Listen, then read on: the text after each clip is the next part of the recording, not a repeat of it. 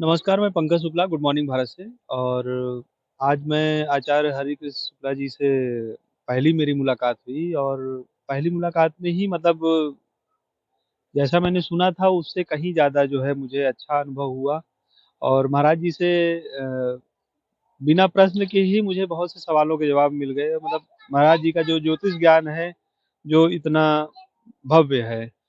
जैसे हस्तरेखा मेरा हाथ देखते ही इन्होंने बहुत चीज़ें ऐसी बताई कि जो मतलब मेरे जीवन में चल रही थी, बिना मेरे कुछ पूछे ही इन्होंने सारी चीज़ें बता दिया। अब इससे मतलब समझ सकते हैं कि मतलब असीमित ज्ञान है। और बस एक बार महाराज ये जानना चाहेंगे, जैसे अभी जैसे उथल-पुथल चारों तरफ चल रही है, तो उसमें जैसे अभी इसमें ज्योतिष की नज़र से आप इस पे क्या कहना चाहेंगे? देखिए, पहली बात तो जगत सर्वम ग्रहाधीनम, संपूर्ण ब्रह्मांड ग्रहों के अधीन है।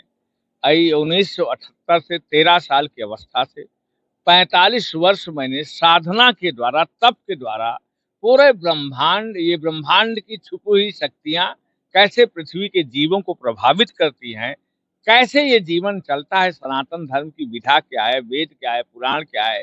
क्योंकि समस्त सनातन धर्म का जो ज्ञान है, सनातन धर्म को एक शरीर समझ लीजिए, तो ज्योतिष उसी का नेत्र है।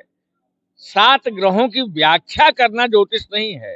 ज्योतिष का ज्ञान वो है जो आध्यात्म, जैसे बताया ना, दूध है। सनातन धर्म एक दूध है।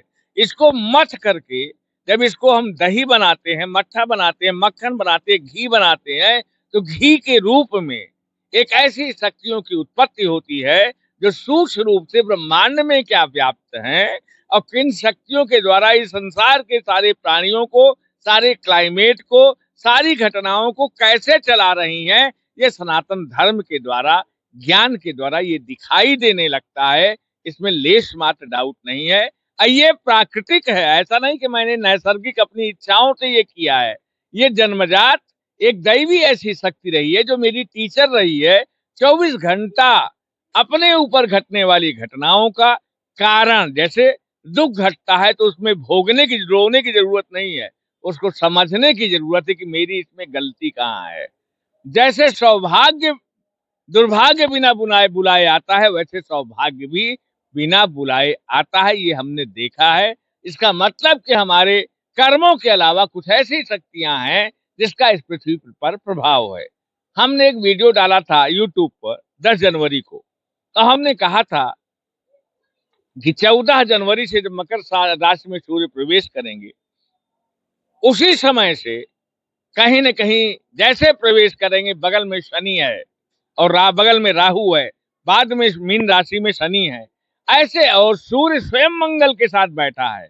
18 तारीख को चंद्रमा प्रवेश कर गया। अर्थात जो इन ग्रहों की जो युतियां हैं, ये पूरे पृथ्वी पर एक अशांति, एक ग्रहों की, इसीलिए इन ग्रहों को पापक ग्रह कहा गया है।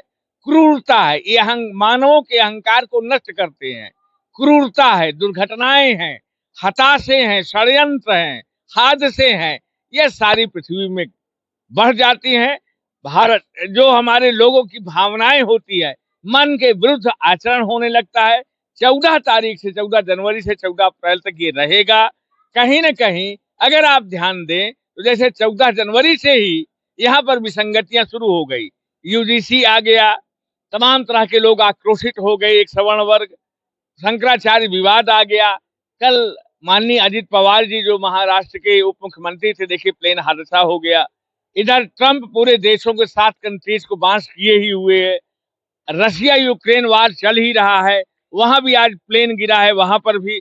इन सब की चर्चा मैंने 10 जनवरी के वीडियो में कर दी थी। आने वाला समय पूरे पृथ्वी के लिए चैन देने वाला नहीं है।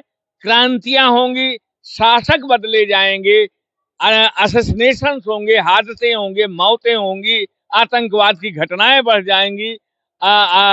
एक इनसिक्योरिटी इन द वर्ल्ड, क्रूर ग्रहों का प्रभाव इस समय अधिक दिखाई दे रहा है, जो 14 अप्रैल तक रहेगा। उसके बाद गुरु जब कर्क राशि में प्रभावी हो जाएंगे, कहीं न कहीं सल्यूशन की तरफ और शांति की तरफ ये पृथ्वी बढ़ेगी। आने वाला समय अभी जो मुझे अप्रैल तक दिखाई दे रहा है, ये महाकष्टकारक और कठिन है। आगे चल के खगोलीय घटनाओं को मैं जरूर ध्यान दूंगा और इस पर चिंतन करके आगे बात करूंगा अब एक चीज मैं जानता हूं, ब्रह्मा मुरारी त्रिपुरांतकारी भानु शशि भूमि सुतो बुधश्च गुरुश्च शुक्र शनि राहु केतव सर्वे ग्रह शांति करा भवंतु, समस्त ग्रह शांतिदायक हो।